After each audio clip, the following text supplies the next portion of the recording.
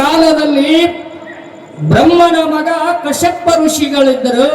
ಆ ಕಶ್ಯಪ ಋಷಿಗೆ ಇಬ್ಬರು ಹೆಂಡತಿಯರು. ಯಾರತೆ ಕೇಳಿದ್ರೆ ಕದ್ರು ಮತ್ತು ವಿನತೆ.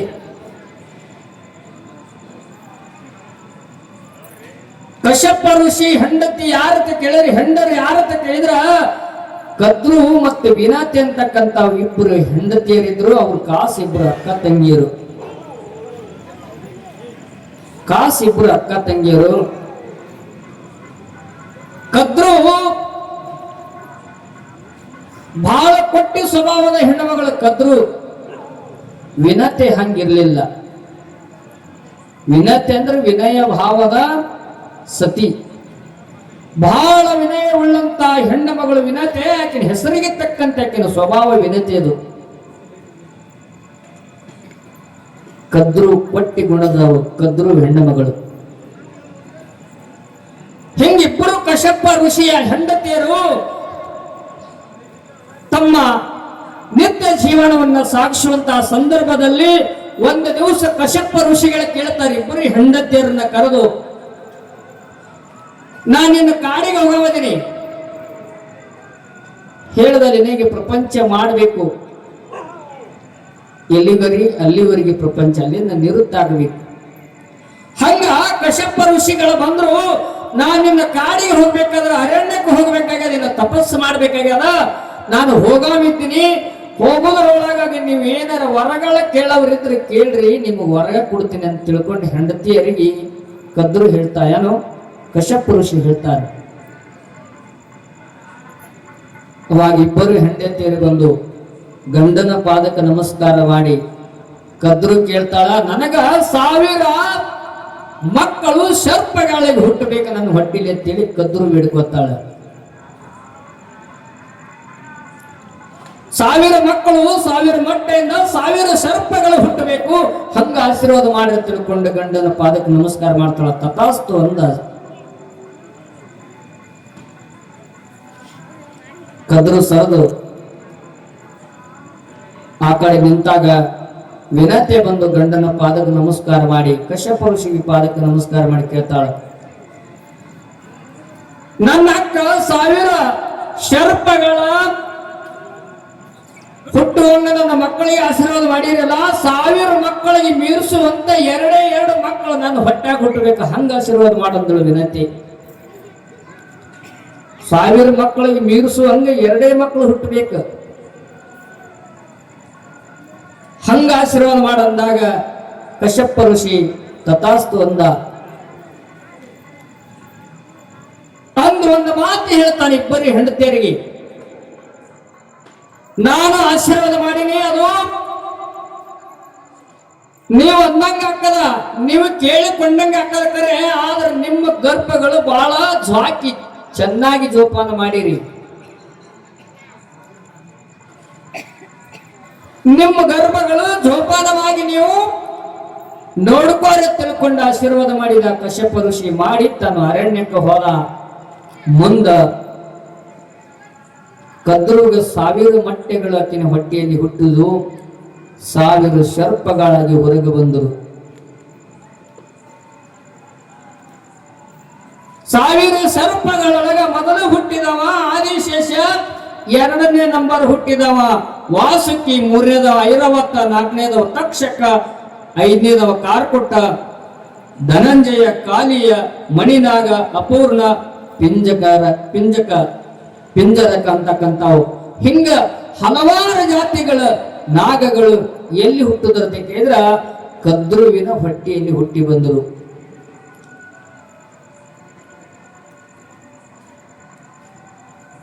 ದಿನಕ್ಕ ಕದ್ರುವಿನ ಹೊಟ್ಟೆಯಲ್ಲಿ ಹುಟ್ಟಿರ್ತಕ್ಕಂಥ ಆ ಮಕ್ಕಳನ್ನು ನೋಡಿ ವಿನತೆಗೆ ಅಸಹ್ಯನಿಸ್ತು.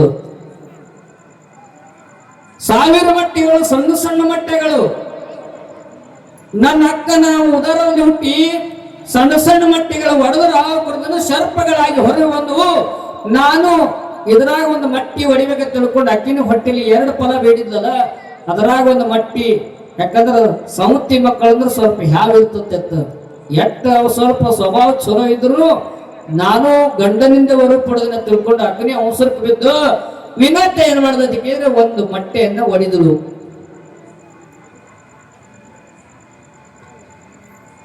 ಒಂದು ಮೊಟ್ಟೆ ಒಡೆದ ಸಂದರ್ಭದಲ್ಲಿ ಮ್ಯಾಗಿನ ದೇಹದ ರೂಪ ಪೂರ ಗಟ್ಟಿಯಾಗಿತ್ತು, ತೆಳಗ ಕಾಲಿನ ಕಡಿ ಅದು ಬಹಳ ಮಿದುವಾಗಿತ್ತು. ಅವಸರ ಮಾಡಿ ತತ್ತಿ ಹೊಡೆದಾಗ ತತ್ತಿದಿಂದ ಒಬ್ಬ ಮನುಷ್ಯ ಉತ್ಪತ್ತಿ ಆದ. ಯಾರತ್ತ ಕೇಳಿದ್ರೆ ಅರುಣ ಅಂತಕ್ಕಂಥ ಒಬ್ಬ ಉತ್ಪತ್ತಿ ಆದ. ಆ ಅರುಣ ಉತ್ಪತ್ತಿ ಆಗಿ ತಾಯಿಗೆ ಹೇಳ್ತಾನ, ಯಾವಾಗ ನೀನು ನಿಮ್ಮ ಸೌತಿ ಕದ್ರುವಿನ ಒಂದು ಮತ್ಸರದಿಂದ ನನಗೆ ಅವಸರ ಮಾಡಿ ಈ ಮಟ್ಟೆ ಒಡೆದು ನನಗೆ ಅಂಗವಿಕಲನ ಮಾಡಿಯಲ್ಲ, ನೀನು ಅವಸರಕ್ಕೆ ಬಿದ್ದು ಅಕ್ಕಿನ ಒಂದು ಯಾವಕ್ಕಾಗಿ ಅಕ್ಕಿನ ಒಂದು ಮತ್ಸರ ಭಾವಕ್ಕಾಗಿ ನೀನು ನನಗೆ ಅವಸರ ಮಾಡಿ ನೀನು ಒಡೆದು ಹೊರದು ತೆಗೆದಿ ಅಂದೊಳಕ ನನಗೆ ಅಂಗವಿಕಲ ಮಾಡಿ ಅಂದೊಳಕ ನೀನು ಅಕ್ಕಿನ ಕೈಯೊಳಗೆ 500 ವರ್ಷ ದಾಸಿಯಾಗಿ ಬಾಳುವಂತ ಶಾಪ ಕೊಟ್ಟ ಹುಡುಗ. ಯಾರ ಸಲುವಾಗಿ ನೀನು ನನ್ನನ್ನು ಈ ಪರಿಸ್ಥಿತಿಗೆ ನೀನು ತಂದಿಯಲ್ಲ, ಅಕ್ಕಿನ ಕೈಯಾಗ 500 ವರ್ಷ ನೀನು ದಾಸಿ ಆಗೋ ತಿಳ್ಕೊಂಡ ಶಾಪ ಕೊಟ್ಟ ಮಾಯ ರೂಪದಿಂದ ಆಕಾಶಕ್ಕೆ ಹಾರಿದ ಅರುಣ. ಆಕಾಶಕ್ಕೆ ಹಾರಿ ಹಾರಿ ಎಲ್ಲಿ ಹೋದಂತೆ ಕೇಳಿದ್ರೆ ಸೂರ್ಯನ ರಥಕ್ಕೆ ಸಾರಥಿಯಾದ. ಸೂರ್ಯನ ರಥಕ್ಕೆ ಸಾರಥಿಯಾಗಿ ತನ್ನ ದಿನನಿತ್ಯದ ಜೀವನ ತಾನು ಮಾಡ್ಲಿಕ್ಕತ್ತ. ಸೂರ್ಯನ ಸಾರಥಿ ಅಂದರೆ ಅದು ಸಾಮಾನ್ಯ ಅಲ್ಲ, ಅಂತ ಪದವಿಯನ್ನ ಅವ ಮುಂದೆ ತಪಸ್ ಮಾಡಿ ಪಡ್ಕೊಂಡ ಸೂರ್ಯನ ಸಾರಥಿಯಾದ. ಅದಕ್ಕಾಗಿ ಸೂರ್ಯ ಹುಟ್ಟುಕ್ಕಿಂತ ಮೊದಲ ಅದಕ್ಕೆ ಏನಂತಾರೆ ಅಂತ ಕೇಳಿದ್ರೆ ಅರುಣೋದಯ ಅಂತ. ಯಾಕಂತಾರ ಅಂತ ಕೇಳಿದ್ರೆ ಅರುಣ ಸೂರ್ಯನ ಸಾರಥಿ ಆಗ್ಯಾನಂತ ಹೇಳಿ ಸೂರ್ಯ ಹೊಂಡಾಗ ಅರುಣೋದಯ ಅಂತಾರ. ಸೂರ್ಯನಕ್ಕಿಂತ ಮೊದಲ ಅರುಣ ಬರ್ತಾನಂತ ಹೊರಗೆ. ಯಾಕಂದ್ರ ಹಿಂದೆ ಸೂರ್ಯ ಇದ್ದ ಮುಂದೆ ಸಾರಥಿ ಇರ್ತಾನ. ಅದಕ್ಕಾಗಿ ಬೆಳಗಿನ ಜಾವಕ್ಕೆ ಅರುಣೋದಯ ಯಾಕಂತಾರಂದ್ರ ಅರುಣ ಇದ್ದ ಸಲುವಾಗಿ ಅರುಣೋದಯ ಅಂತಾರೆ. ಮುಂದೆ 500 ವರ್ಷಗಳ ಆ ಅರುಣ ಹುಟ್ಟಿದ ಬಳಿಕ ಮುಂದೆ 500 ವರ್ಷಗಳ ಕಾಲಗಳಿದಳು. ಯಾರಂತ ಕೇಳಿದ್ರ ವಿನತೆ 500 ವರ್ಷ ಮತ್ತೊಂದು ಮಟ್ಟಿ ಒಡಿಲೇ ಇಲ್ಲ, ಹಂಗೆ ಬಿಟ್ಲು.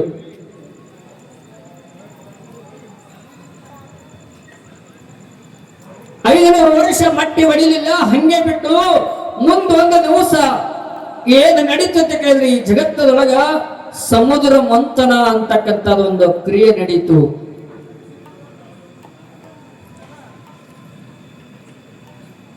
ರಾಕ್ಷಸರು ದೇವದಾನವರಲ್ಲಿ, ದೇವತೆಗಳಲ್ಲಿ ರಾಕ್ಷಸಗಳಲ್ಲಿ ವೈರತ್ವ ಬೆಳೀತು.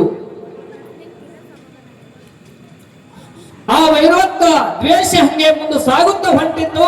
ಒಂದು ದಿವಸ ದುರ್ವಾಸ ಮುನಿಗಳು ಏನು ಮಾಡಿದ್ರೆ ಕೇಳಿದ್ರ ಅವರು ಸಾಗಿ ಹೊಂಟಂತ ಸಂದರ್ಭದಲ್ಲಿ ಆ ಇಂದ್ರಲೋಕದ ಒಬ್ಬಕ್ಕಿ ಅಪ್ಸರೆ ಏನು ಮಾಡಿದ್ರೆ ಕೇಳಿದ್ರೆ ವಿದ್ಯಾಧಾರಿ ಅಂತಕ್ಕಂಥ ಒಬ್ಬಕ್ಕಿ ಹೆಣ್ಣು ಮಗಳು ದುರ್ವಾಸ ಮುನಿಗಳು ಇಂದ್ರಲೋಕಕ್ಕೆ ಬರುವುದನ್ನ ಕಂಡು ಒಂದು ಪುಷ್ಪದ ಮಾಲೆ ಕೊಟ್ಟಿದ್ದಳು. ಯಾರು? ವಿದ್ಯಾಧರಿ.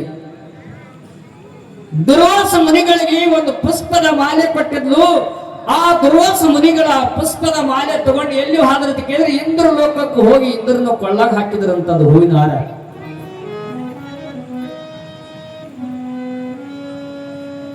ವಿದ್ಯಾಧರಿ ಕೊಟ್ಟಿರ್ತಕ್ಕಂಥ ಶ್ರೇಷ್ಠವಾಗಿರ್ತಕ್ಕಂಥ ಪುಷ್ಪದ ಹಾರ ಆ ತಾಯಿ ವಿದ್ಯಾಧರಿ ದುರ್ವಾಸ ಮುನಿಗಳಿಗೆ ಕೊಟ್ಟರ. ದುರ್ವಾಸ ಮುನಿಗಳು ಇಂದ್ರ ಐರಾವತ ಮೇಲೆ ಕುಂತು ಬರುವುದು ನೋಡಿ ಚಂದ ಕಾಣ್ತದೆ ಇವನಿಗೆ, ಇಂದ್ರಗೆ ತಿಳ್ಕೊಂಡು ಅವನು ಕೊಳ್ಳಾಗ ಹಾಕಿದಾಗ ಇಂದ್ರ ಏನ್ ಮಾಡ್ದ, ಅದನ್ನ ಹೂವಿನ ಹಾರ ತೆಗೆದು ತನ್ನ ಆನಿ ಕೊಳ್ಳಾಗ ಹಾಕಿದಂತ. ಆನಿ ಕೊಳ್ಳಾಗ ಹಾಕಿದ ಹೂವಿನ ಮಕರಂದಕ್ಕ ಕೆಲವೊಂದೊಂದು ಹುಳಗಳೆಲ್ಲ ಆ ಹೂವಿನಲ್ಲಿ ಗುಯಿ ಅಂತ ಹೇಳಿ ಸಪ್ಪಳು ಮಾಡ್ಕೊತ ಹೂವಿನ ಹಾರಿನ ಮೇಲೆ ಕುಂಡ್ರಲಕತ್ತು. ಆನಿಗೆ ಅದು ಆ ಹುಳದ ಕಾಟ ತಾಳಕ ಆನೆ ಏನ್ ಮಾಡ್ತದ ಕೇಳಿದ್ರೆ ಸೊಂಡಿಲಿಂದ ಅದು ಹೂವಿನ ಹಾರ ತೆಗೆದು ಕಾಲಾಗ ಹಾಕಿ ತುಳಿದು ಬಿಡ್ತದು. ಆ ಹೂವಿನ ಹಾರ ಕಾಲಾಗ ಹಾಕಿ ತುಳಿಯುವುದು ದುರ್ವಾಸ ಮುನಿಗಳ ಸಿಟ್ಟಿನವರು. ಸಿಟ್ಟಿನಿಂದ ಅದನ್ನ ನೋಡಿದ್ರು. ನಾನು ಬಹಳ ಪ್ರೇಮದಿಂದ ಇಂದ್ರಿಗೆ ಕೊಟ್ಟಿರ್ತಕ್ಕಂಥ ಹೂವಿನ ಹಾರ ಇವ ತಿರಸ್ಕಾರ ಮಾಡಿ ಆನೆಗೆ ಹಚ್ಚಿ ತುಳಿಸ್ಯಾನಂದ್ರ ಇವನು ಇಂದ್ರ ಲೋಕದಾಗ ಇರ್ತಕ್ಕಂಥ 14 ರತ್ನಗಳು ಸಮುದ್ರ ಪಾಲಾಗಲಿ ಅಂತೇಳಿ ಶಾಪ ಕೊಟ್ಟರು ದುರ್ವಾಸ ಮುನಿಗಳು.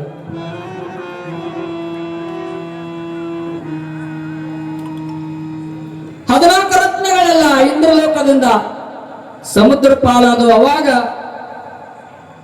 ಇಂದ್ರಲೋಕಕ್ಕೆ ಬಲಿ ಚಕ್ರವರ್ತಿ ಬಂದು ಧ್ವಂಸ ಮಾಡಿಬಿಟ್ಟ. ಮುಂದೆ ದೇವಾನ ದೇವತೆಗಳು ಬ್ರಹ್ಮನ ಕಡೆ ಹೋದ್ರು, ಬ್ರಹ್ಮನಲ್ಲಿ ಹೋದ್ರು ಕೆಲಸ ಆಗ್ಲಿಲ್ಲ. ಕಡೆಗೆ ವಿಷ್ಣುನ ಬಳಿ ಹೋದ್ರು. ಹೆಂಗ್ ಮಾಡುದು ಅಂತ ತಿಳ್ಕೊಂಡ ವಿಷ್ಣು ಪರಮಾತ್ಮ ಒಂದು ಮಾತು ಹೇಳಿದ,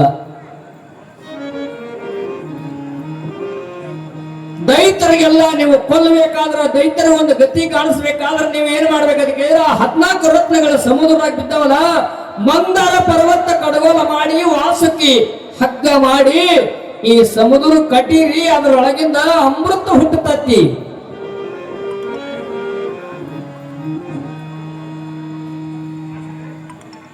ದೇವಾನ ದೇವತೆಗಳಂದ್ರು ಅವರೆಲ್ಲ ಬರ್ಬೇಕಲ್ರಿಪ್ಪ. ವಿಷ್ಣು ಪರಮಾತ್ಮ ಹೇಳ್ತಾನೆ, ಅವ್ರನ್ನೆಲ್ಲಾರೇ ಹೆಂಗಾರೆ ಮಾಡಿ ಅಮೃತ ಕೊಡ್ತೇವತ್ ಹೇಳಿ ಅವ್ರನ್ನೇನ ರಂಭಿಸಿ ಕರ್ಕೊಂಡು ಬಂದ ನೀವು ಸಮುದ್ರ ಮಂಥನ ಮಾಡ್ರಿ, ಅದರಾಗಿನ ರತ್ನಗಳು ಹೊರಗೆ ಬರ್ತಾವತ್ತ. ವಿಷ್ಣು ಪರಮಾತ್ಮ ಸಲಹೆ ಕೊಟ್ಟಾಗ ಅವಾಗ ದೇವಾನ ದೇವತೆಗಳೆಲ್ಲ ಬಂದ್ರು. ಎಲ್ಲೆತ್ತಿ ಕೇಳಿದ್ರ? ದಾನವರಲ್ಲಿ, ರಾಕ್ಷಸರಲ್ಲಿ ಬಂದು ಕೇಳಿದ್ರು, ಈ ಸಮುದ್ರದೊಳಗೆ ಅಮೃತ ಐತಿ, ಅದನ್ನ ಮ್ಯಾಲ ತೆಗಿಬೇಕಾದ್ರೆ ನಾವು ನೀವೆಲ್ಲರೂ ಕೂಡಿ ಅದನ್ನ ಕಟ್ಟಿನು ಮ್ಯಾಲ ಬಂದ ಬಳಿಕ ಆ ಅಮೃತ ಯಾರು ಕುಡಿತಾರ ಅವ್ರು ಅಮರರಾಗ್ತಾರ ಅಂತಕ್ಕಂಥದ್ದು ಅವರಿಗೆ ತಲೆಯಾಗ ಹಾಕಿದ್ರು.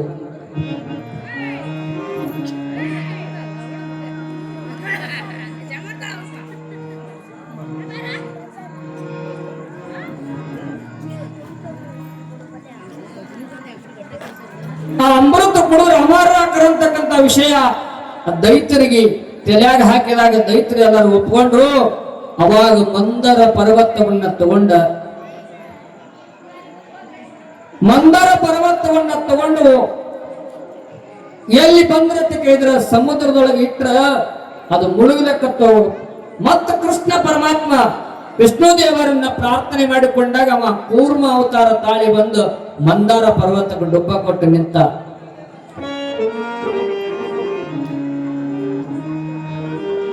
ಮಂದಾರ ಪರ್ವತಕ್ಕೆ ಡುಬ್ಬ ಕೊಟ್ಟು ವಿಷ್ಣು ದೇವರ ನಿಂತ. ಅವಾಗ ವಾಸುಕಿ ಶರ್ಪ್ ಅಂದ್ರ ಬಹಳ ಬಲಿಷ್ಠವಾಗಿರ್ತಕ್ಕಂಥದ್ದು, ಮತ್ತೆ ಅಷ್ಟೇ ಎತ್ತರವಾಗಿರ್ತಕ್ಕಂಥ, ಅಷ್ಟೇ ಉದ್ದವಾಗಿರ್ತಕ್ಕಂಥ ವಾಸುಕಿ ಶರ್ಪ ಅದನ್ನು ತಂದು ಮಂದರ ಪರ್ವತಕ್ಕೆ ಸುತ್ತ ಹಾಕಿದ್ರು. ಬಾಯಿ ಕಡಿ ದೈತ್ಯರು ಹಿಡಿದ್ರು, ಬಾದದ ಕಡಿ ದೇವತೆಗಳು ಹಿಡಿದು ಕಟ್ಟಿಲಾಕತ್ರು.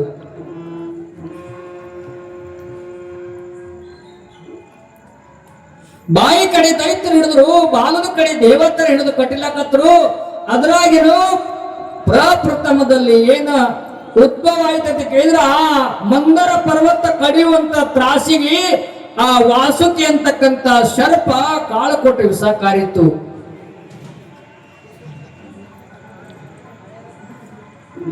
ವಾಸುಕಿ ಕಾಳು ಕೊಟ್ಟು ವಿಷಕಾರದಾಗ ಕೆಲವೊಂದು ದೈತ್ಯರೆಲ್ಲ ಸತ್ತು ಹೋದ್ರು. ಇನ್ಯಾರು ಮಾಡ್ಬೇಕು? ಆ ವಿಷ ಜಗತ್ತು ತುಂಬಾ ಹರಡುತ್ತದಿನ್ನ ಜಗತ್ತೆಲ್ಲ ಸುಡ್ತದ ತಿಳ್ಕೊಂಡ ದೇವರ ದೇವತೆಗಳು ಏನು ಮಾಡಿದ್ರು ಕೇಳಿದ್ರೆ ಪರಮಾತ್ಮನ ಗುಣಗಾನ ಮಾಡಿದ್ರು. ಪರಮಾತ್ಮ ಓಡಿಕೊತ ಬಂದವನೇ ಆ ಕಾಳು ಕೊಟ್ಟ ವಿಷ ತನ್ನ ಬಗ್ಸಿಯೊಳಗ ಹಾಕೊಂಡ ಘಟ ಕುಡಿದು ಬಿಟ್ಟ. ಇನ್ನು ಆ ವಿಷ ಪರಮಾತ್ಮನ ಹೊಟ್ಟೆ ಹೋಗಿ ಪರಮಾತ್ಮ ಇನ್ನ ಬದುಕುತ್ತಾನೆ ಅಂತಕ್ಕಂಥ ಸಂಶಯದಿಂದ ಪಾರ್ವತಿ ಹೋಗಿ ಅವನ ಗಂಟಲಕ್ಕೆ ಕೈ ಹಾಕಿದ್ರು. ಗಂಟಲದೊಳಗೆ ವಿಷ ನಿಂತು, ಗಂಟಲದೊಳಗೆ ವಿಷ ನಿಂತು ಇಡೀ ಮೈ ಎಲ್ಲ ನೀಲಿವರ್ಣ ಆಯ್ತು. ಅದಕ್ಕೆ ನೀಲಕಂಠ ಅಂತೇಳಿ ಪರಮಾತ್ಮ ಕರೀತಾರೆ.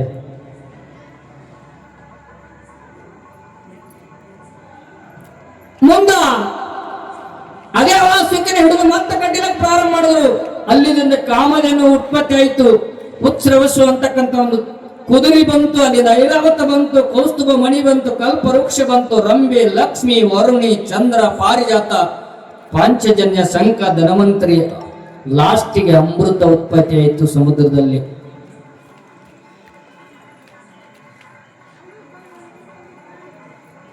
ಇದು ಉತ್ಸವಸಿ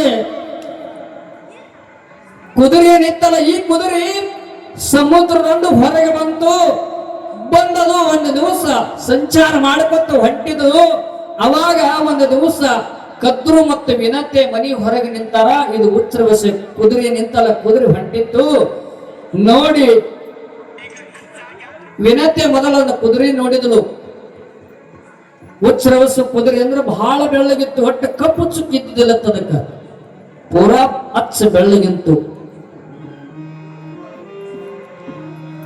ಆ ಬೆಳ್ಳನ ಕುದುರೆ ನೋಡಿ ವಿನಂತಿ ಅಂದ್ಲಂತ, ಇದು ಎಷ್ಟು ಬೆಳ್ಳಗಾದ ಕುದುರೆ, ಇದು ಯಾರ್ದಿರ್ಬೇಕು, ಎಲ್ಲಿ ಉತ್ಪತ್ತಿ ಆಗಿರ್ಬೇಕಂತ ಅಂದಾಗ ಅವ್ರಿಗೆ ಗೊತ್ತಿಲ್ಲ. ಇದು ಸಮುದ್ರ ಮಥನ ಕಾಲಕ್ಕೆ ಹುಟ್ಟಿದ್ದು ಉಸ್ರವಸ ಕುದುರೆ ಅಂತಕ್ಕಂಥದ್ದು ಗೊತ್ತಿಲ್ಲ. ಆದ್ರೂ ಆ ಕುದುರೆ ನೋಡಿ ಅಚ್ಚರಪಟ್ಟು ಎಷ್ಟು ಬೆಳ್ಳಗೈತಿ, ಒಟ್ಟ ಕಪ್ಪು ಚುಕ್ಕಿ ಇಲ್ಲ ಅಂತಕ್ಕಂಥದ್ದು ವಿನಂತಿ ನುಡಿದಾಗ ಕದ್ರು ನಿಂತು ನೋಡಿದ್ರು. ಸ್ವಲ್ಪ ಹತ್ತು ಮುಳುಗಿ ಜರ ಮಬ್ಬಾಗುವಂತ ಸಂದರ್ಭ ಬಂದಿತ್ತು. ವಿನಂತಿ ಅಂದಳು, ಎಷ್ಟು ಬೆಳ್ಳಗಾದ ಕುದುರೆ, ಒಟ್ಟ ಕಪ್ಪು ಚುಕ್ಕಿ ಇಲ್ಲ ಅಂದಾಗ ಕದ್ರು ಅಂದಳು, ಬಾಲ ಕಪ್ಪದ ಕಂದಳು.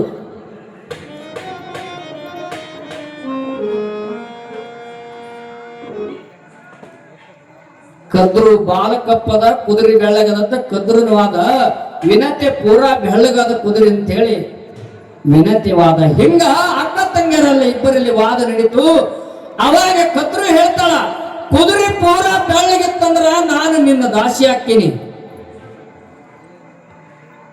ಜರ ಕುದುರೆ ಕಪ್ಪು ಬಾಲ ಇತ್ತಂದ್ರ ನೀನು ನನ್ನ ದಾಸಿ ಆಗು.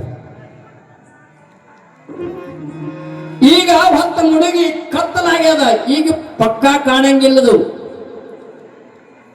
ನಾಳೆ ಬೆಳಿಗ್ಗೆ ಹೊತ್ತು ಹೊಂಟ ಕುದುರೆ ನೋಡುವ, ಅವಾಗ ಆ ಕುದುರೆ ಕಪ್ಪಿತ್ತಂದ್ರ ನೀ ನನ್ನ ದಾಸಿ ಆಗಕತ್ತಿ, ಇಲ್ಲ ನಾನು ನಿನ್ನ ದಾಸಿ ಹಾಕ್ತೀನಿ ಅಂತೇಳಿ ಕದ್ರು ಹೇಳ್ತಾರೆ ವಿನಂತಿಗೆ. ವಿನಂತಿ ಒಪ್ಪಿಕೊಂಡ್ಲು. ರಾತ್ರಿ ಕದ್ರು ವಿಚಾರ ಮಾಡ್ಲಿಕ್ಕತ್ಲು, ಕುದುರೆ ಪೂರಾ ಬೆಳ್ಳಗ ಇತ್ತಂದ್ರ ಆಕಿನ ದಾಸಿ ಆಗ್ಬೇಕಾಕದ್ ನಾನು. ವಿನಂತಿಯರೇ ಪೂರಾ ಬೆಳ್ಳಗದಂತ ಹೇಳ್ಯಾಳ, ನಾರೇ ಬಾಲ ಕರಗದಂತ ಹೇಳಿನಿ. ಜರ ಅದ ಪೂರಾ ಬೆಳ್ಳಗಿತ್ತಂದ್ರ ನಾನು ಅವ್ರಿಗೆ ದಾಸಿ ಆಗ್ಬೇಕಾಗ್ತದ, ಹೆಂಗ ಮಾಡೋದು? ಚಿಂತೆ ಮಾಡಿ 1000 ಮಕ್ಕಳ ನಾಗಗಳಿದ್ರಲ್ಲ, ಸರ್ಪಗಳಿದ್ರಲ್ಲ, ಅವ್ರು ಕರೆದಳು.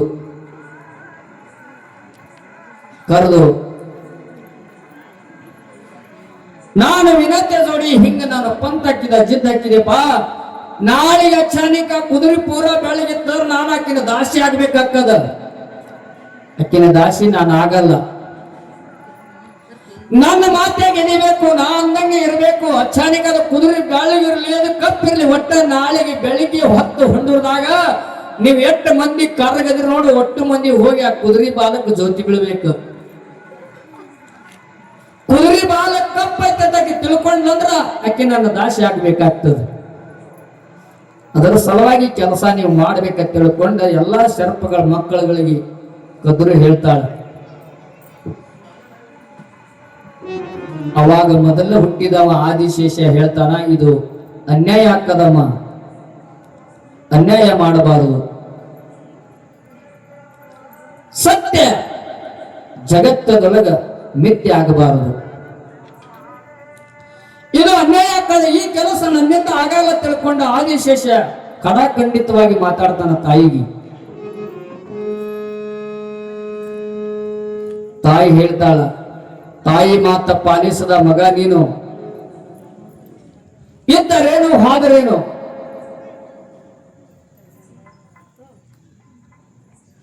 ಈ ಮಾತು ನೀವು ಮಾಡಲೇಬೇಕು. ನೀವು ಕುದುರೆ ಬಾಲಕ ಜೊತೆ ಬೀಳಲೇಬೇಕಂತ ತಿಳ್ಕೊಂಡು ಮಕ್ಕಳಿಗೆ ಒತ್ತಾಯ ಮಾಡಿದಾಗ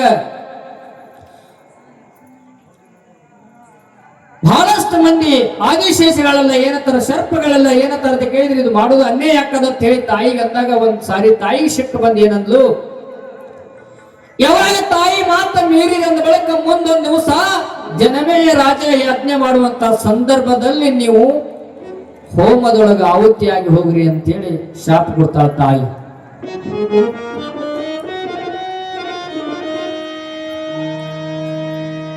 ಇನ್ನೂ ಕೆಲವೊಂದೊಂದು ಸರ್ಪಗಳಿದ್ರು. ಈ ಶಾಪ ನಮಗೆ ತಟ್ಟು ಬೆಳೆದ ತಿಳ್ಕೊಂಡು ತಾಯಿ ಮಾತಿಗೆ ನಾವು ನಡೆಯಬೇಕು, ತಾಯಿ ಮಾತಿನಂತೆ ನಡಿಬೇಕು ತಿಳ್ಕೊಂಡು ಕೆಲವೊಂದು ಸರ್ಪಗಳು ಹೋಗಿ ಕುದುರೆ ಬಾಲಕ ಅವರು ಜ್ಯೋತಿ ಬೀಳ್ತಾರೆ. ಆದ್ರ ಆದಿಶೇಷ ಈ ತಾಯಿ ಮತ್ತು ತನ್ನ ತಮ್ಮಗಳು ಮಾಡುವಂತ ಕೃತ್ಯ ಅವನಿಗೆ ಮನಸ್ಸಿಗೆ ಹಿಡಿಸಲಿಲ್ಲ. ಅವ ಏನ್ ಮಾಡ್ದ ಅಂತ ಕೇಳಿದ್ರ, ಅಲ್ಲಿದಿಂದ ತಾಯಿ ಮನೆಯನ್ನೇ ಬಿಟ್ಟು ತೊಲಗಿದ. ಶಾಪ ಪಡ್ಕೊಂಡ ತಾಯಿ ಮನೆ ಬಿಟ್ಟು ತೊಡಗಿದ್ದ. ಮುಂದ ಸಂಚಾರ ಮಾಡಿಕೊಟ್ಟ ಆದಿಶೇಷ ಎಲ್ಲಿ ಬಂದ ಅಂತ ಕೇಳಿದ್ರೆ ಗಂಧಮಾದನ ಪರ್ವತ, ಬದರಿ, ಗೋಕರ್ಣ, ಪುಷ್ಕರ ಹಿಂಗ ಹಲವಾರು ಬೆಟ್ಟದೊಳಗೆ ಬಂದ ಸಂಚಾರ ಮಾಡ್ಕೊತ ಬಂದ ಒಂದ ದೊಡ್ಡ ಬೆಟ್ಟದ ನೋಡಿ ಅನುಷ್ಠಾನ ಮಾಡ್ಲಿಕ್ಕತ್ತ. ಬಹಳ ಘೋರ ತಪ ಮಾಡ್ಲಿಕ್ಕಿತ್ತ.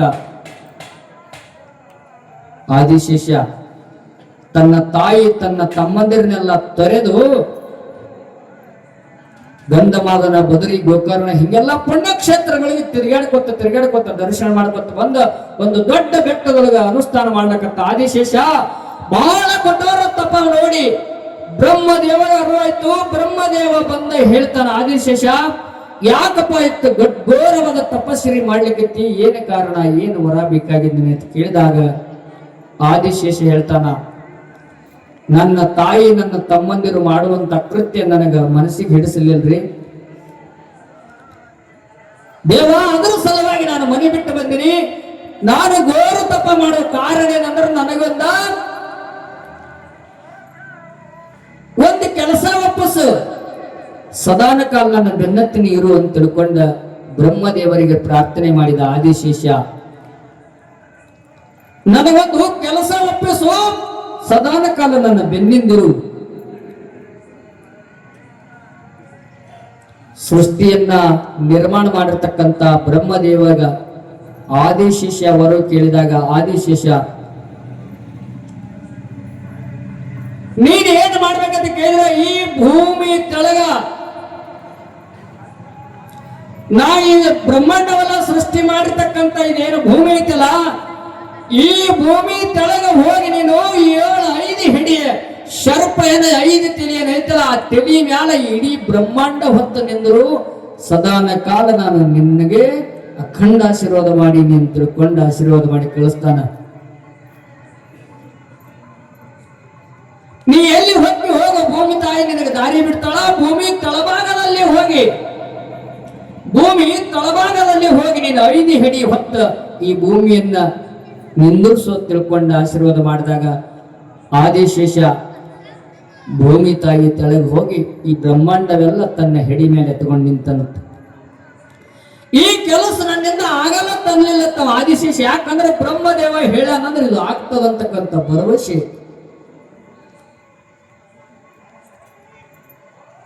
ಅಂತ ನಿಷ್ಠೆ ನಾಗಪ್ಪಂದು ಆದಿಶೇಷಂದು. ಅವಾಗ ಈ ಭೂಮಿಯನ್ನ ಅವ ಹೊತ್ತು ನಿಂತ ಕೆಲವೊಂದು ದಿವಸ ಆದ ಬಳಿಕ ಮ್ಯಾಗಿನ ಲೋಕದ ಕೆಲವೊಂದೊಂದು ಆದಿಶೇಷಗಳ ಹೋಗಿ ಸರ್ಪಗಳು ಅಲ್ಲಿ ಆದಿಶಾಸನಲ್ಲಿ ಅವರು ಕೂಡ ಅಲ್ಲಿ ತಮ್ಮ ಪಟ್ಟಣವನ್ನು ನಿರ್ಮಾಣ ಮಾಡಿದ್ರಂತ. ಅಲ್ಲಿ ನಾಗಲೋಕ ಅಂತ ಹೇಳಿ ಅದರ ಹೆಸರು. ಕೆಲವೊಂದು ದಿವಸ ಆದ ಬಳಿಕ ಕೆಲವೊಂದು ಸರ್ಪಗಳು ಮತ್ತೆ ಭೂಮಿ ತೆಳಗೆ ಹೋದಾಗ ಅಲ್ಲಿ ಏನಾಯ್ತು ಅದಕ್ಕೆ ನಾಗಲೋಕ ಸೃಷ್ಟಿ ಆಯ್ತು. ಈ ಲೋಕದಾಗೆಲ್ಲ ಬೆಳಕಿದ್ದಂಗ ಅಲ್ಲಿ ನಾಗಲೋಕದಾಗ ಬೆಳಕುಗಳು ಏನಾಯ್ತು ಕೇಳಿದ್ರೆ ನಾಗಮಣಿಗಳೆಲ್ಲ ಮಿಂಚ್ತಿರ್ತಾವ. ಅಲ್ಲಿ ನಾಗನ ಮಣಿಗಳಲ್ಲೇ ಬೆಳಕಲ್ಲಿ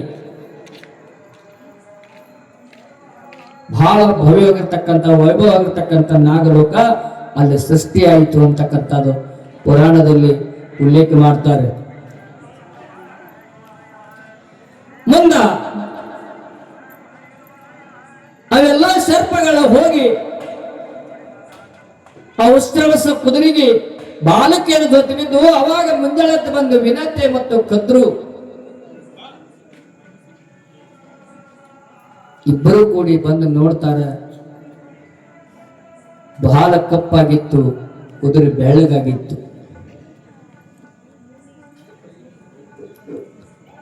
ಅವಾಗ ಕದ್ರು ಅಂದ್ರು ನೀ ನನ್ನ ದಾಸಿ ಆಗಬೇಕು. ವಿನತಿ ಒಪ್ಪಿಕೊಂಡು, ಯಾಕಂದ್ರೆ ಸರಳ ಸ್ವಭಾವದ ಹೆಣ್ಣು ಮಗಳು. ವಿನತಿ ಒಪ್ಪಿಕೊಂಡಳು. ಒಪ್ಪಿಕೊಂಡಕ್ಕಿನ ದಾಸತ್ವವನ್ನು ತಾನು ಪಾಲಿಸ್ಲಿಕ್ಕತ್ಲು. ಮುಂದ 500 ವರ್ಷ ಆದ ಬಳಿಕ ಇನ್ನೊಂದು ಮಟ್ಟು ಉಳಿದಿತ್ತಲ್ಲ ವಿನತಿ ಬೆಲೆ, ಅದನ್ನು ಹೊಡೆದಳು. ಆ ವಿನತೆಯ 500 ವರ್ಷ ಆದ ಬಳಿಕ ಹೊಡೆದಿರ್ತಕ್ಕಂಥ ಮಟ್ಟಿಯಿಂದ ಹೊರಗೆ ಬಂದಿರತಕ್ಕಂಥವನೇ ಗರುಡ. ಗರುಡ ಹೊರಗೆ ಬಂದ. ಹೊರಗೆ ಬಂದ ನೋಡಿದ, ಎಲ್ಲ ಜಗತ್ತು ನೋಡಿದ. ಕೆಲವೊಂದು ದಿವಸ ಅಲ್ಲೇ ಆದಿಶೇಷಗಳ ಆಳಾಗಿ, ತಾಯಿ ಕದ್ರನ ಆಳಾಗಿ, ಗರುಡ ಆದಿಶೇಷಗಳ ಆಳನಾಗಿ ದುಡಿಲಿಕ್ಕಂತರು. ಅವಾಗ ಒಂದು ದಿನ ಗರುಡ ತಾಯಿಗೆ ಕೇಳ್ತಾನೆ ಏನಂತ, ಎಲ್ಲವ ಇವೆಲ್ಲ ಆದಿಶೇಷಗಳೆಲ್ಲ ನಮ್ಮ ಮೇಲೆ ರಾಜಕೀಯ ಮಾಡ್ಲಿಕ್ಕತ್ತಾರ, ಆ ಆದಿಶೇಷನ ತಾಯಿ ಕೂಡ ನಿನ್ನ ಮೇಲೆ ರಾಜಕೀಯ ಮಾಡ್ಲಿಕ್ಕತ್ತಾಳ, ಅವ್ರು ಯಾಕೆ ಹಂಗ ನಾ ಯಾಕೆ ಹಿಂಗತ್ತ ಕೇಳದತ್ತ ಗರುಡ.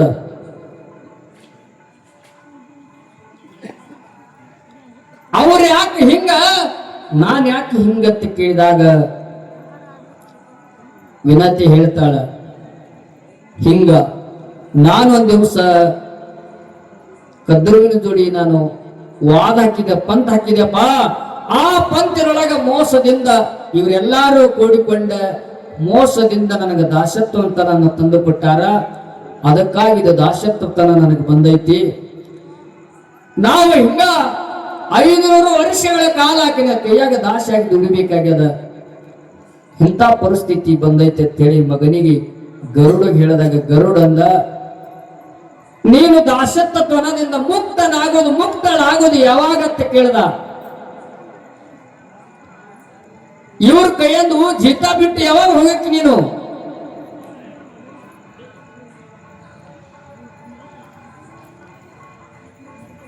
ಅವಾಗ ವಿನತಿ ಹೇಳ್ತಾಳ, ಈ ವಿಷಯ ನನಗ್ ಗೊತ್ತಿಲ್ಲಪ್ಪ, ಕದ್ರುಗ ಕೇಳು, ನನಗೆ ದಾಸತ್ವತನದಿಂದ ಯಾವಾಗ ಮುಕ್ತ ಮಾಡ್ತಾಳ ಅಂತಕ್ಕಂಥ ವಿಷಯ ಶರ್ಪಿನ ತಾಯಿ ಆಗಿರ್ತಕ್ಕಂಥ ಕದ್ರುಗ ಕೇಳು.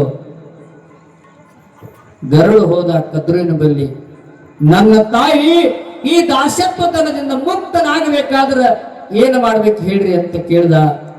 ಅವಾಗ ಹೇಳ್ತಾಳ, ನೀನು ದಾಸತ್ವತನದಿಂದ ನಿನ್ನ ತಾಯಿನ ಮುಕ್ತಗೊಳಿಸಬೇಕಾದ್ರ, ದಾಸತ್ವತನದಿಂದ ನಿನ್ನ ತಾಯಿನ ನೀನು ಮುಕ್ತಗೊಳಿಸಬೇಕಾದ್ರ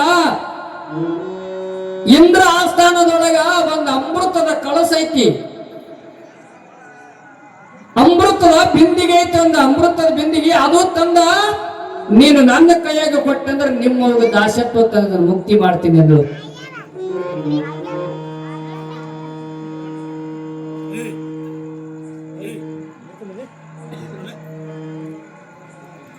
ಇಂದ್ರ ಲೋಕದೊಳಗ ಬಿಂದಿಗೆ ಐತಿ, ಅಮೃತದ ಬಿಂದಿಗೆಗೆ ಸಮುದ್ರ ಮಂಥನ ಮಾಡೋ ಕಾಲಕ್ಕೆ ಎಲ್ಲಾ ದೇವತೆಗಳಿಗೆ ಹಂಚಿ ಉಳಿದಿರ್ತಕ್ಕಂತ ಬಿಂದಿಗೆ ಎಲ್ಲಿ ಐತಿ? ಅದು ಅಮೃತದ ಬಿಂದಿಗೆ ಎದ್ರ ಇಂದ್ರ ಲೋಕದಾಗ ಐತಿ. ಆ ಅಮೃತ ನೀನು ತಂದೆಪ್ಪ ಅಂತಂದ್ರ ಅದು ತಂದು ನನ್ನ ಕೈಯಾಗ ಕೊಟ್ಟಂದ್ರ ನನ್ನ ಜಾಗದಾಗ ನನ್ನ ಆಸ್ಥಾನದಾಗ ಇಟ್ಟಂದ್ರ ನಿಮ್ಮ ತಾಯಿನ ದಾಸತ್ವತನದಿಂದ ಮುಕ್ತಿ ಮಾಡ್ತೀನಿ ಅಂತ ಹೇಳಿ ಕದ್ರು ಹೇಳಿದಾಗ ಗರುಡ ಒಪ್ಪಿಕೊಂಡ. ಬಹಳ ಬಲಿಷ್ಠವ ಗರುಡ ಅಂದ್ರೆ.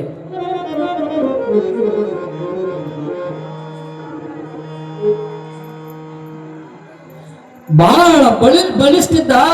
ಅವಾಗ ಏನ್ ಮಾಡ್ದ ಅಂತ ಕೇಳಿದ್ರೆ ಗರುಡ ತಾಯಿಗೆ ಬಂದು ಹೇಳ್ತಾರ, ಹಿಂಗ ಇಂದ್ರ ಲೋಕದೊಳಗ ಅಮೃತದ ಬಿಂದಿಗೆ ಐತಮ್ಮ, ಅದನ್ನ ತಂದೆಯವರಿಗೆ ಕೊಟ್ಟರೆ ನಿನಗ ದಾಸ್ತನದಿಂದ ಮುಕ್ತಿ ಮಾಡ್ತಾರ ಅಂತ ಹೇಳಿ ಗದ್ರು ತಾಯಿ ಹೇಳಿದಾಳ. ನಾನು ಹೋಗಿ ಇಂದ್ರ ಲೋಕಕ್ಕೆ ಹೋಗಿ ಅಮೃತದ ಬೆಂದಿಗೆ ತರ್ತೀನಿ ಅಂತೇಳಿ ಗರುಡ ಹೊಂಟ.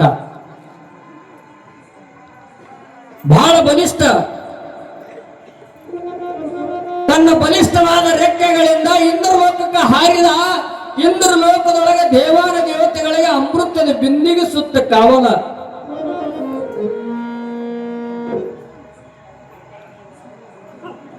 ಬಹಳ ಭದ್ರವಾಗಿರ್ತಕ್ಕಂಥ ಕಾವಲ ಅಮೃತದ ಬಿಂದಿಗೆ. ಯಾರು ಒಯ್ದ್ರು ಅವನ ಒಂದು ಹನಿ ಕುಡಿದ್ರು ಅವರು ಅಮರಾಗ್ತಿದ್ರು, ಸಾವೇ ಗೆದ್ದಿದ್ರು ಅವರು.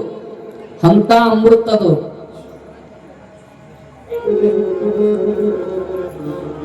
ಇಂದ್ರ ಲೋಕಕ್ಕೂ ಹಾದ ತನ್ನ ಪಕ್ಕ ಬೀಸ್ಕೊತ್ತ. ಯಾವಾಗ ಇಂದ್ರ ಲೋಕದೊಳಗೆ ಧೂಳು ಎದ್ದಿತ್ತು ಎಲ್ಲರೂ ವಿಚಾರ ಮಾಡಕತ್ತರು, ಯಾರು ಇವರು ಬಂದವರು? ಇಂದ್ರ ಲೋಕವೆಲ್ಲ ಧೂಳು ಎಬ್ಬಿಸಿದಾನಲ್ಲ, ಯಾರಿವ ಅಂತ ತಿಳ್ಕೊಂಡು ದೇವತೆಗಳವರು ಹಾರಿ ನೋಡ್ಲಿಕ್ಕತ್ರು.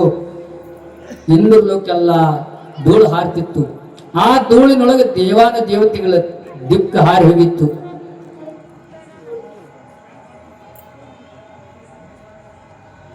ಅವಾಗ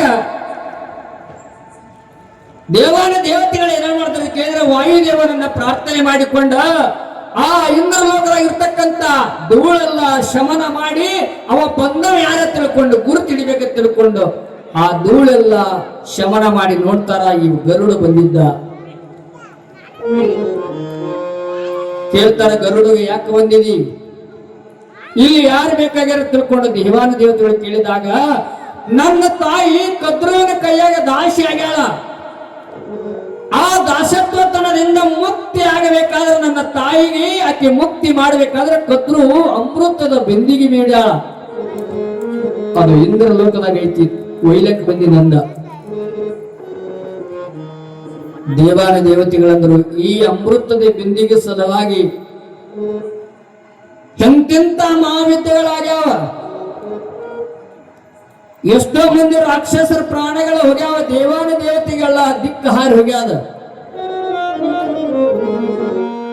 ಇದು ಅಮೃತದ ಬೆಂದಿಗೆ ಹಂಗ ಸುಲಭ ಹಂಗ ಕೊಡ್ಲಕ್ ಬರ್ತದ. ಗರುಡಗ ತರುತ್ತಾರ, ಒಯ್ಯಾಕ್ ಕೊಡಂಗಿಲ್ಲ ನಿಮ್ಗ. ಅವಾಗ ಗರುಡ ತನ್ನ ಬಲಿಷ್ಠವಾದ ರೆಕ್ಕೆದಿಂದ ಇಂದ್ರಲೋಕವೆಲ್ಲ ಧೂಳು ಮಾಡಿ ಎಲ್ಲಾ ದೇವಾನ ದೇವತೆಗಳೆಲ್ಲ ಕುಕ್ಕಿ ಹೊಡೆದು ಎಲ್ಲಾರನ್ನ ನೆಲಕ್ಕಿಡುತ್ತಾನ ಗರುಡ. ಎಲ್ಲಾರ ನೆಲಕ್ಕೆ ಬಿದ್ದ ಒಳಗ ಇಂದ್ರ ಬರ್ತಾನ.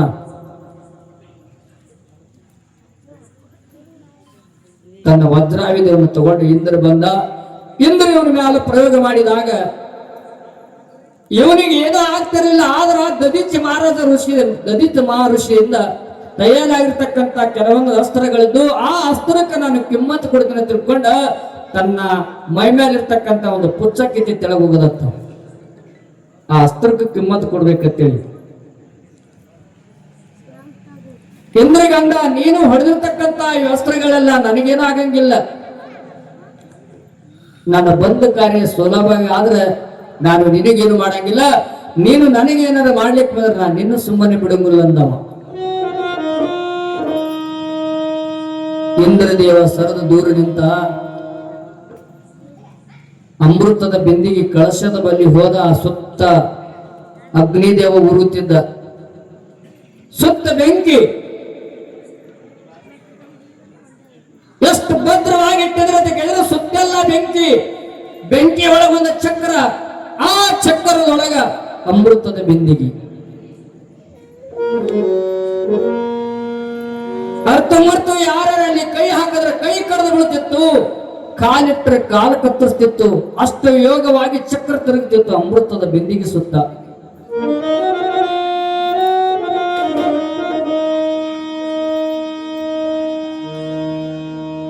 ಆ ಚಕ್ರದ ಬಿಟ್ಟು ಸುತ್ತೆಲ್ಲ ದೂರವಾಗಿ ಅಗ್ನಿ ದೇವ ಉರುತ್ತಿದ್ದ. ಯಾರಲ್ಲಿ ಕಾಲಿಟ್ಟರೆ ಸುಟ್ಟು ಭಸ್ಮವಾಗಿ ಹೋಗ್ಬೇಕು.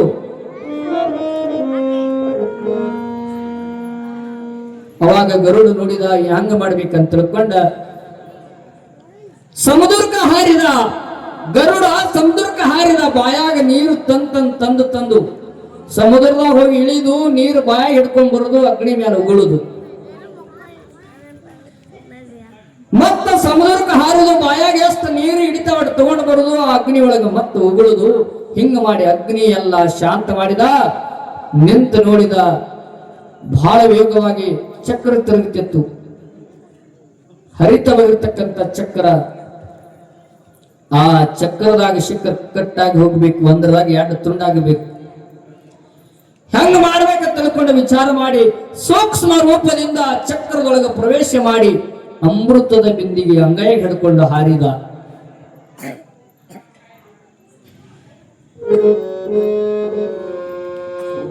ಅಮೃತದ ಬಿಂದಿ ಅಂಗೈ ಹಿಡ್ಕೊಂಡು ಹಾರಿದ.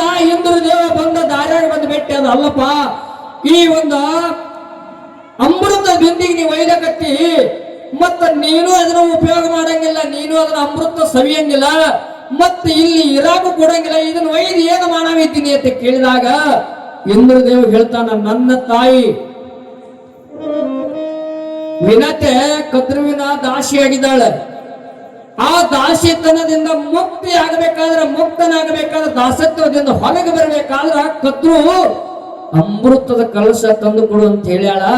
ಅದಕ್ಕಾಗಿ ಅದನ್ನ ಒಯ್ದು ಕೊಡ್ತೀನಿ. ಅದು ಅಮೃತ ತನ್ನ ಮಕ್ಕಳ ಆದಿಶೇಷಗಳಿಗೆ, ನಾಗಗಳಿಗೆ ಅದನ್ನ ಉಣಸಕ್ಯದ. ಅದಕ್ಕಾಗಿ ನಾನು ಒಯ್ಲಕತ್ತೀನಿ, ನನ್ನ ತಾಯಿ ಸಲುವಾಗಿ ನಾನು ಒಯ್ಲಕತ್ತೀನಿ. ಇಂದ್ರಂದ ಬೇಕಾದ್ರೆ ನೀನೇ ಸ್ವಲ್ಪ ಸವಿ ಅಮರಾಗ್ತೀನಿ, ಕರೆ ಒಯ್ದು ಕದ್ರುವಿನ ಕೈಯ ಕೊಟ್ಟೆ ಅಂದ್ರೆ ನಾಗಗಳೆಲ್ಲ ಅವಕ್ಕೆ ಸೇವನೆ ಮಾಡಿದ್ರೆ ಅಂದ್ರೆ ಜಗತ್ತು ತುಂಬಾ ಹಾವುಗಳಾಗಿ ಬಿಡ್ತಾವ. ಯಾರು ದೇವಾನ್ ದೇವತೆಗಳು ಬದುಕುದ್ರು ಭೂಮಿ ಮೇಲ. ಸರ್ಪಗಳ ಭೂಮಿ ತುಂಬಾ ಸಾಯಲಾರಂಗ ಹೆಚ್ಚಾದವು ಅಂದ್ರೆ ದೇವಾನ ದೇವತೆಗಳಿಗೆ ಇಲ್ಲಿ ಜೀವಿಸಲಕ್ ಆಗೋಂಗಿಲ್ಲ. ಆ ವಿಷಕಾರಿಯಾಗಿರ್ತಕ್ಕಂಥ ಸರ್ಪಗಳು ಅಮರ ಆದವು ಅಂದ್ರೆ ಈ ಜಗತ್ತದೊಳಗೆ ಬದುಕೋರು ಯಾರದಾರ? ವಿಚಾರ ಮಾಡು ಗರುಡ ಅಂದ. ವಿಚಾರ ಮಾಡು, ಇದ್ರ ವೈಯಕ್ಕಿಂತ ಮೊದಲು ವಿಚಾರ ಮಾಡು.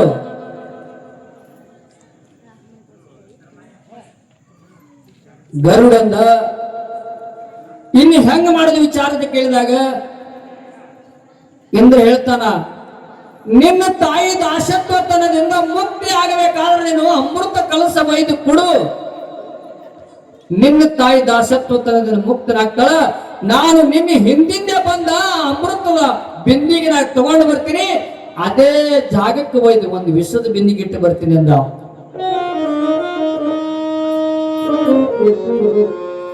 ಇಂದ್ರ ಇವ ಗರುಡಂದ ಆಯ್ತು, ಒಳ್ಳೇದೇ ಆಯ್ತು, ಇದು ನಾನು ನನ್ನ ಪ್ರಕಾರ ಒಯ್ದ ಅಮೃತದ ಬಿಂದಿಗೆ ಇಟ್ಟು ಬರ್ತೀನಿ, ಅವ್ರ ಕೈಯ ಕೊಟ್ಟು ಬರ್ತೀನಿ. ನನ್ನ ತಾಯಿ ದಾಸತ್ವತನದಿಂದ ಮುಕ್ತನಾದಾಗ ಅದನ್ನು ನೀನ್ ಏನು ಬೇಕಾದ್ರೆ ಮಾಡಪ್ಪ, ಅದರ ಬಗ್ಗೆ ನಾನು ವಿಚಾರ ಮಾಡಂಗಿಲ್ಲ ತಂದಾಗ ಆಯ್ತು ನಡಿ ಅಂದ. ಹೋದ ಗರುಡ ಹಾರಿದ. ಅಂಗೈ ಒಳಗ ಪಾತ್ರೆ, ಅಮೃತದ ಪಾತ್ರೆ ಹಿಡ್ಕೊಂಡ ಹಾರಿದ. ಹಾರಿ ಹಾರಿ ಎಲ್ಲಿ ಬಂದ ಅಂತ ಕೇಳಿದ್ರೆ ಕದ್ರು ಇರ್ತಕ್ಕಂಥ ಕುಟೀರಕ್ಕೆ ಬಂದ ಕದ್ರುವಿನ ಕೈಯಾಗ ಕೊಡ್ಬೇಕಂದ. ಕದ್ರು ತಾನು ಮೌನದಲ್ಲಿ ಏನು ಗುರು ನಾಮ ಸ್ಮರಣೆಯಲ್ಲಿ ಸಂಧ್ಯಾವನ ಕಾಲದಲ್ಲಿ ಆಕೆ ಗುರು ಸ್ತೋತ್ರ ಮಾಡ್ಕೊಂಡು ಕೂತಂತ ಸಂದರ್ಭದ ಆಕೆ ಹೇಳಿ ಒಂದ ಕರ್ಕಿ ಮೇಲೆ ಇಟ್ಟದನ್ ತಂದು, ಅಮೃತ ಕಲಸ ತಂದಿರಿ, ನನ್ನ ತಾಯಿನ ಮುಕ್ತನ ಮಾಡುವ ಅಂತ ಹೇಳಿ ಅದ ಬಿಂದಿಗೆ ಅಲ್ಲಿ ಇಟ್ಟ ತನ್ನ ತಾಯಿನ ಕರ್ಕೊಂಡು ಗುರುಡು ನಡೆದ. ಅದೇ ಟೈಮಕ್ಕೆ ಅದೇ ಜಾಗಕ್ಕೆ ಏನ್ ಮಾಡಿದ ಅಂತ ಕೇಳಿದ್ರ ಇಂದ್ರ ಬಂದು ವಿಷದ ಬಿಂದಿಗೆ ಇಟ್ಟು ಅಮೃತದ ಬಿಂದಿಗೆ ತಗೊಂಡು ಮತ್ತೆ ಮರಳಿ ಹೋದ. ಅವಾಗ ಕದ್ರು ಬಂದು ಅಮೃತ ತಿಳ್ಕೊಂಡ. ಆ ಅಮೃತ ಈ ಕುಂಡದ ಐತ ತಿಳ್ಕೊಂಡು ಬಳ್ಳಿ ಎತ್ತಿ ಅದರನ್ನ ಅಮೃತ ತಿಳ್ಕೊಂಡ. ಅದರ ರಸ ಎಲ್ಲ ನಾಗಗಳ ಬಾಯಾಗ ಹಾಕಿದ್ರು, ಅಲ್ಲಿಂದ ವಿಷ ಚಾಲು ಆಗಿಬಿಡ್ತದ ನಾಗಗಳಿಗೆ. ಅದಕ್ಕೆ ಮೊದಲ ವಿಷ ಎತ್ತಿ ಕೆಲವೊಂದು ಹಾವಿಗೆ ಅಷ್ಟೇ. ಯಾವಾಗ ಕದ್ರು ಆ ವಿಷದ ಪಾತ್ರೆಯ ರಸ ನಾಗಗಳೆಲ್ಲ ಹನಿ ಹನಿಯಾಗಿ ಬಾಯಾಗ ಅವಾಗ ಬಿಟ್ಟು, ಅವಾಗಿನಲ್ಲ ಎಲ್ಲಾ ಹಾವುಗಳಲ್ಲಿ ವಿಷ ತಯಾರಾಯ್ತತ್ತ. ಆ ಅಮೃತದ ಬಿಂದಿಗೆ ಇಟ್ಟು ಜಾಗ ಎಲ್ಲಿಟ್ಟಿದವ ಕರಿಕಿ ಮೇಲೆ ಇಟ್ಟಿದ್ದಲ್ಲ, ಆ ಕರಿಕಿ ಮ್ಯಾಲ ಇಟ್ಟದ ಕಾಲಕ್ಕ ಇಟ್ಟ ಸಲುವಾಗಿ ಸದ್ಯ ಭೂಮಿ ತಲೆ ಮೇಲೆ ಕರಿ ಕಟ್ಟ ಹಸಿರು ಅದು ಯಾಕಂದ್ರೆ ಕೇಳಿದ್ರೆ ಅಮೃತ ಉಂಡು ಸಲುವಾಗಿ ಕರಿ ಕಟ್ಟ ಹಸಿರು ಇರ್ತದ. ನೋಡ್ರಿ ನೀವು ಕರಿಕೆಟ್ಟು ಹಚ್ಚ ಹಸಿರು ಯಾವ್ದು ಇರಂಗಿಲ್ಲ. ಅಮೃತ ಇಟ್ಟು ಸ್ಥಾನ ಅಷ್ಟು ಪವಿತ್ರ ಆಗೈತಿ. ಆ ನಾಗಗಳು ಕೆಲವೊಂದು ನಾಗಗಳು ಬಂದು ಏನ್ ಮಾಡಿದ್ರೆ ಆ ಕರ್ಕಿ ಮ್ಯಾಲ ಅಮೃತ ಚೆಲ್ಲಿರ್ಬೇಕ ತಿಳ್ಕೊಂಡು ನಾಲಿಗೆ ಹಚ್ಚಿ ನಕ್ಕುವಂತ ಟೈಮ್ದೊಳಗ ಹಾವಿನ ನಾಲಿಗೆಗಳು ಎರಡಾಗ್ಯಾವಂತ. ಹಾವಿನ ನಾಲಿಗೆ ಎರಡಾಗಬೇಕ ಕಾರಣ ಏನಂದ್ರ ಆ ಮಡಿಕೆ ಇಟ್ಟ ಜಾಗಕ್ಕ ನಾಲಿಗೆ ಹಚ್ಚಿ ನೆಕ್ಕಿದಾಗ ಹಾವಿನ ನಾಲಿಗೆಗಳು ಎರಡಾಗ್ಯಾವ. ನಾಳಿನ ದಿವಸ ಮತ್ತೆ ಆದಿಶೇಷ,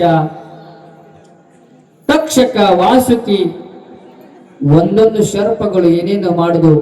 ಈ ಹಾಲೇರಿ ಅಂತ ನಾಗಪ್ಪ ಈ ಅಷ್ಟು ಮಂದಿನ ಈ ಸರ್ಪದೊಳಗ ಇವರು ಯಾರು ಅಂತಕ್ಕಂಥದ್ದು ಮತ್ತೆ ನಾಳಿನ ನಮಗೆ ವಿಷಯ ಬಹಳ ಸೊಗಸಾಗಿ ತಾವೆಲ್ಲ ಕೇಳ್ರಿ. ಅದಕ್ಕಿಂತ ಮೊದಲು ನಿಮಗೆ ಆದಿಶೇಷನ ಸರ್ಪಗಳ ಹಂಗ ಉತ್ಪತ್ತಿ ಆದಂತಕ್ಕಂಥ ವಿಷಯ ತಾವೆಲ್ಲ ಕೇಳಿರಿ.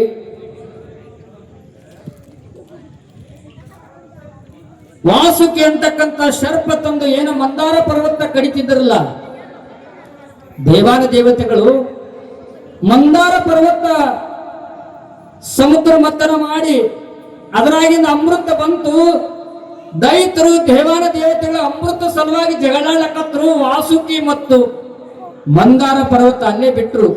ವಾಸುಕಿನ ಜಗ್ಗಿ ದೂರ ಹೋಗದ ಎಲ್ಲಾರು ಅಮೃತಕ್ಕಾಗಿ ಬಡ್ದಾಡಕತ್ರ. ಕರೆ ವಾಸುಕಿ ಆ ಮಂದಾರ ಪರ್ವತಕ್ಕೆ ಹತ್ತಿ ತಿರುಗಿ ತಿರುಗಿ ತಿರುಗಿ ತಿರುಗಿ ಹಗ್ಗ ನೋಡಿದಿಲ್ಲ ನೀವು? ಮಜ್ಜಿಗೆ ಮಾಡೋ ಟೈಮ್ದಾಗ ಹಗ್ಗ ಹಂಗೆ ಇರ್ತಾವ. ಯಾರು ಎಮ್ಮಿ ಕೆಟ್ಟದವ್ರು ಅದ್ರಿ ಇಲ್ಲ, ಬರೀ ಪ್ಯಾಕೆಟ್ ಹಾಲು ಹೊಡೆಯೋರು ಎಲ್ಲಾರು.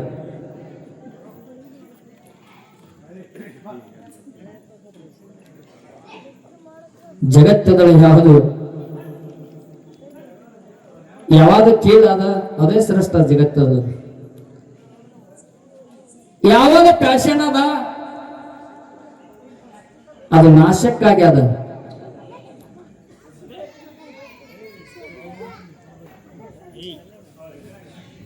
ಯಾವಾಗ ಸೋಪ ಅದ ಅದು ಜಲ್ದಿ ಮುಗಿಸ್ಲಕ್ಕದ. ಯಾವಾಗ ಬಿಕ್ಕಟ್ಟದ ಅದು ಬಹಳ ದಿನ ನಮ್ಮನ್ನು ಒಯ್ಲಕ್ಕದ.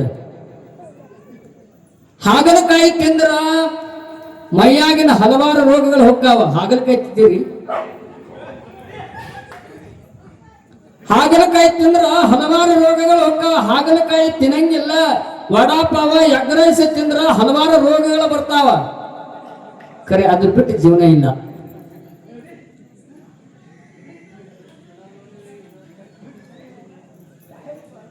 ವಿಚಾರ ಮಾಡ್ಬೇಕು.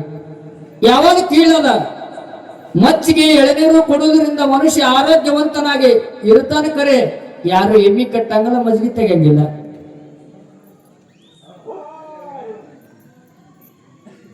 ಹಂಗ ಮಂದಾರ ಪರ್ವತಕ್ಕ ದೇವಾನ ದೇವತೆಗಳಲ್ಲಿ ಎಳೆದು ಎಳೆದು ಎಳೆದು ವಾಸುಕಿ ಹಂಗಾಗಿತ್ತಂತ ಕೇಳಿದ್ರ ಇಡೀ ಡೊಬ್ಬ ಹೊಟ್ಟೆ ಎಲ್ಲ ಕೆಟ್ಟು ಹೋಗಿತ್ತು. ಆ ವಾಸುಕಿಯನ್ನ ಎಳೆದು ಬೀಸಿ ಒಗೆದಿದ್ರು. ಒಂದಟ್ಟೆ ನೆರಳಕ್ಕೆ ಬೆಟ್ಟದೊಳಗೆ ವಾಸುಕಿ ಬಿದ್ದಿತ್ತು. ವಾಸುಕಿ ಸರ್ಪ ನೆರಳಕೊತ್ತು ಬಿದ್ದಿತ್ತು. ಎಲ್ಲಾ ದೇವಾನ ದೇವತೆಗಳು ಅಮೃತ ಸಲುವಾಗಿ ಬಡದಾಡ್ತಿದ್ರು. ನನಗೆ ಬೇಕು ಅಮೃತ, ನಿನಗೆ ಬೇಕು. ಒಂದು ಹನಿ ಅಮೃತ ಕುಡಿದ್ರ ಅಂದ್ರ ಸಾವೇ ಗೆದಿತಿದ್ರು ಅವ್ರು. ಅಮೃತ ಕುಡಿದ್ರ ಅಮರರಾಗ್ತಿದ್ರು ಅವರು. ದೈತ್ರು ಮತ್ತು ದೇವಾನ ದೇವತೆಗಳ ಅಮೃತ ಸಲುವಾಗಿ ಜಗಳ ನಡೀತು. ವಿಷ್ಣು ಪರಮಾತ್ಮ ಬಂದ ಮೋಹಿನಿ ರೂಪ ತಾಳಿ ಹೆಣ್ಮಗಳಾಗಿ ಬಂದ ಪರಮಾತ್ಮ ವಿಷ್ಣು ಮೋಹಿನಿ ರೂಪ ತಾಳಿ ಬಂದ ಅದನ್ನ ಅಮೃತದ ಕಳಸ ತನ್ನ ಅಂಗೈ ಹಿಡ್ಕೊಂಡ ದೈತರಿಗೆ ಒತ್ತಾಟಿ ದೇವತರಿಗೆ ಒತ್ತಾಟಿ ಕುಂದರ್ಸಿ ನೀಡ್ಲಕತ್ತ ತಾನೇ. ದೇವತರ ಸಾಲಿನಾಗ ಒಬ್ಬ ದೈತ ಒಂದು ಕೂತಿದ್ದ. ದೇವತರ ಸಾಲಿನಲ್ಲಿ ಒಬ್ಬ ದೈತ ಒಂದು ಕೂತಿದ್ದ. ವಿಷ್ಣು ತಾನು ಮುಂದಾಡೆ ದೈತರಿಗೆ ಸೂರ್ಯಪಾನ ಹಾಕ್ತಿದ್ದ. ದೇವಾನ ದೇವತೆಗಳೇ ಅಮೃತ ಪಾನ ಹಾಕ್ತಿದ್ದ. ದೈತರಿಗೆ ಶೆರೆ, ಸೂರ್ಯಪಾನ ಅಂದ್ರ ಶೆರೆ, ದೈತರಿಗೆ ಶೆರೆ ನೀಡ್ತಿದ್ದ ಪರಮಾತ್ಮ ವಿಷ್ಣು. ದೇವಾನ ದೇವತೆಗಳ ಅಮೃತ ನೀಡ್ತಿದ್ದ. ಒಂದು ಚಮಚ ತಗೊಂಡ ದೇವಾನ ದೇವತೆಯ ಸಾಲಿನೊಳಗೆ ಒಬ್ಬ ದೈತ ಕೂತಿದ್ದ. ಅಚ್ಚಕಿಚ್ಚಗೆ ಸೂರ್ಯ ಚಂದ್ರಾಮ ಇಬ್ರು ಕೂತಿದ್ರು. ನಟ್ ನಡವರೆಗೆ ದೈತ ಕೂತಿದ್ದ. ಸೂರ್ಯ ಮತ್ತು ಚಂದ್ರಾಮಗೆ ಗೊತ್ತಾಯ್ತು ಇಲ್ಲಿ ಒಬ್ಬ ದೈತ ಕೂತಾನ ತಿಳ್ಕೊಂಡು. ಯಾರಿಗೆ? ವಿಷ್ಣುಗೆ ಹೇಳಿದ್ರ. ಸೂರ್ಯ ಮತ್ತು ಚಂದ್ರಾಮ ವಿಷ್ಣು ದೇವರಿಗೆ ಹೇಳಿದ್ರ ಇಲ್ಲೊಬ್ಬ ದೈತ ಕೂತಾನ ನಮ್ಮ ಸಾಲ್ಯಾಗ ಅಂದಾಗ ವಿಷ್ಣು ತನ್ನ ಚಕ್ರದಿಂದ ಆ ದೈತನ ಸಂಹಾರ ಮಾಡಿದ. ಆತ ತಂಡಿಗೆ ಅಮೃತ ಕುಡಿದಿದ್ದ ದೈತ. ಆತ ತನಗೆ ಅಮೃತ ಕುಡಿದಿದ್ದ. ಯಾವಾಗ ಚಕ್ರಲ್ಲಿ ಹೊಡೆದ ರುಂಡೋ ತಟ್ಟೆ ದಂಡೋ ತಟ್ಟ ಆಯ್ತು. ರುಂಡೋ ತಟ್ಟೆ ದಂಡೋ ತಟ್ಟ ಆದ್ರು ಅವ ಬಿಡ್ಲಿಲ್ಲ. ಏನ್ ಮಾಡ್ದ? ನಾನು ಕೂತಿದ್ದು ಯಾರು ಹೇಳ್ಯಾರಂದ್ರ ಸೂರ್ಯ ಮತ್ತು ಚಂದ್ರಮ ಇವರೇ ಹೇಳ್ಯಾರ. ನನ್ನ ಸಾವಿಗೆ, ನನ್ನ ಈ ಸ್ಥಿತಿಗೆ ಸೂರ್ಯ ಚಂದ್ರರಿಬ್ಬರೇ ಕಾರಣ ತಿಳ್ಕೊಂಡು ಅವ ಸೇಡಿಟ್ಟ. ಅವ ಯಾರತ್ತ ಕೇಳಿದ್ರೆ ಒಂದು ಭಾಗದೊಳಗೆ ಎರಡು ಆದ್ರೆ ಯಾರತ್ತ ಕೇಳಿದ್ರೆ ರಾಹು ಮತ್ತು ಕೇತು. ರಾಹು ಕೇತು ಎರಡು ಹೆಸರು ತಗೊಂಡ. ಅದಕ್ಕಾಗಿ ರಾಹು ಕೇತು ಅಂದ್ರೆ ಯಾರತ್ತಿಗೆ? ಸೂರ್ಯಗ್ರಹಣ ಚಂದ್ರಗ್ರಹಣ ಹಿಡಿತವಲ್ಲ. ಸೂರ್ಯಗ್ರಹಣ ಚಂದ್ರಗ್ರಹಣ ಯಾಕೆ ಹಿಡಿತಾವಂದ್ರೆ ಸೂರ್ಯ ಚಂದ್ರರ ಹೇಳಿದ್ದಕ್ಕಾಗಿ ನಿಮ್ಮನ್ನು ಬಿಡುವುದಿಲ್ಲ, ಕಲಿಯುಗದ ಬೆನ್ ಹತ್ತಿ ಕಾಡ್ತೀನಿ ಅಂತ ತಿಳ್ಕೊಂಡ. ಅದಕ್ಕ ಹುಣ್ಣಿಮೆ ದಿವಸ ಚಂದ್ರಾಮಗ, ಅಮಾವಾಸ್ಯೆ ದಿವಸ ಸೂರ್ಯಗ ಗ್ರಹಣ ಯಾಕೆ ಹಿಡಿತದಕ್ಕೆ ಇದ್ರ ಸಲುವಾಗಿ ಅದು ರಾಹು ಕೇತು ಕಾಡ್ತಿರ್ತೈತಿ. ಮುಂದೆ ದೇವಾನ ದೇವತೆಗಳನ್ನ ಅಮೃತ ಪಾನ ಮಾಡಿದ್ರು. ಅದರ ಗದ್ದಲ್ದಾಗ ಇವರಿದ್ರು. ವಾಸುಕಿ ಅದನ್ನ ಮಂದಾರ ಪರ್ವತಕ್ಕೆ ಹತ್ತಿ ಅದು ಜಗ್ಗಿ ಡುಬ್ಬ ಹೊಟ್ಟೆ ಎಲ್ಲ ಕೆಟ್ಟಿತ್ತು. ಒತ್ತಟಿ ಜಾಡಿಸಿ ಬಿಚ್ಚಿ ಒಗದಿದ್ರು, ಗುಡ್ಡದೊಳಗೆ ನೆಳಕೊತ್ತು ಬಿತ್ತಿದ್ರು. ಅವಾಗ ಭಕ್ತ ವತ್ಸಲ, ಜಗದ ಪಾಲಕ, ಜಗದ ಉದ್ಧಾರಿಕ, ಆಪತ್ ಬಾಂಧವ ಯಾರು ಬಂದಿರತ್ತೆ ಕೇಳಿದ್ರಲ್ಲಿ ಪರಮಾತ್ಮ ಬಂದ, ಶಂಕರ ಬಂದ. ನೆಳಕೊತ್ತು ವಾಸುಕಿ ಮಲ್ಕೊಂಡಿದ್ದ. ಅವನ ಸ್ಥಿತಿ ಗತಿಗಳ ನೋಡಿ ಪರಮಾತ್ಮಗ ಭಕ್ತ ವತ್ಸಲ ಅವನಿಗೆ ಕರುಣೆ ಬಂತು. ನಿನಗೆ ಈ ಸ್ಥಿತಿಯಲ್ಲ ತಂದಿರ್ತಕ್ಕಂಥ ದೇವಾನ ದೇವತೆಗಳು ನಿನಗೆ ನಿರ್ಲಕ್ಷ್ಯ ಮಾಡಿ ನಿನ್ನಿಂದೆ ಅಮೃತ ಪಡೆದಾರ ಕರೆ, ಆದ್ರೆ ನಿನ್ನ ನಿರ್ಲಕ್ಷ್ಯ ಮಾಡ್ಯಾರ. ಯಾಕ? ಅಮೃತ ಅವ್ರಿಗೆ ಸಿಕ್ತದ. ಜಗತ್ತೊಳಗೆ ಹಂಗೆ ಐತಿ. ಯಾರೊಬ್ರು ಎದಕ್ಕಾರ ಬೆನ್ನು ಹತ್ತಿರ್ತಾರ, ಅವ್ರ ಕೆಲಸ ಆಯ್ತಂದ್ರೆ ಅವ್ರು ನಮಗ್ ಕೆಲಸ ಇಲ್ಲ, ಮುಗಿತು. ಅವ್ರೇನು ಕೆಲಸ ತಗೊಳ್ತಾನ ಅಟ್ಟೆ ನಮ್ಮವ್ರು, ಕೆಲಸ ಮುಗಿತಾನ ನಮ್ಮವ್ರು ಅಲ್ಲ ಅವರು. ಹಂಗ ಜಗತ್ತದ. ಅವರೆಲ್ಲ ತಮ್ಮ ಒಂದು ಸ್ವಾರ್ಥಕ್ಕಾಗಿ ನಿನ್ನನ್ನು ಈ ಸ್ಥಿತಿ ತಂದಾರ ಅಂದ ಬಳಿಕ ನಿನಗೆ ನಾನು ಸಲುತ್ತಿನ ತಿಳ್ಕೊಂಡ ಪರಮಾತ್ಮ ಆ ವಾಸುಕಿ ಡುಬ್ಬದ ಮ್ಯಾಲ, ವಾಸುಕಿ ಬೆನ್ನ ಮ್ಯಾಲ, ಹೊಟ್ಟಿ ಮ್ಯಾಲ ಕೈ ಎಳೆದ ಆಶೀರ್ವಾದ ಮಾಡಿ ಅದೇ ವಾಸುಕಿ ಸರ್ಪ ತಗೊಂಡು ತನ್ನ ಕೊಳ್ಳಗೆ ಹಾಕೊಂಡು, ಅದು ವಾಸುಕಿ ಪರಮಾತ್ಮನ ಶಂಕರನ ಕೊಳ್ಳಗಿರ್ತಕ್ಕಂಥ ವಾಸುಕಿ ಹಾಮದು.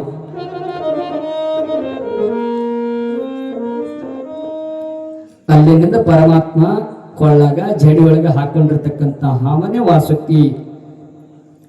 ನಾಳಿನ ದಿವಸ ಮತ್ತೆ ಮುಂದ ಕೆಲವೊಂದು ನನ್ನ ಚರಿತ್ರೆಗಳು ಬರ್ತಾವೆ. ಈಗ ಹಾಲೇರಿಯುವಂತ ನಾಗಪ್ಪ, ಕುಕ್ಕೆ ಸುಬ್ರಹ್ಮಣ್ಯಲ್ಲಿರ್ತಕ್ಕಂಥ ನಾಗಪ್ಪ, ಇವರೆಲ್ಲ ಯಾರು ಅಂತಕ್ಕಂಥ ನಾಳಿನ ದಿವಸ ನೀವೆಲ್ಲಾರು ಹೊಂತುಟ್ಲೆ ಬರೀದಾರ.